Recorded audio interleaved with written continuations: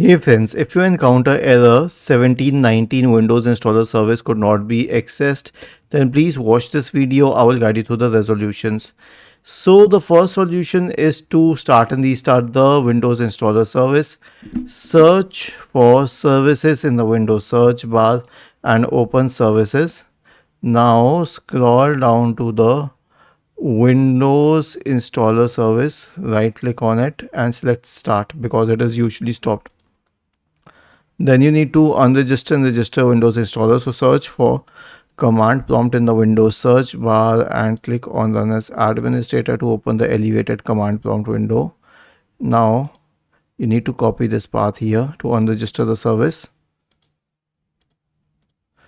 and hit enter. And then you need to copy the path here to re-register the service and hit enter. The last solution is an SFC scan.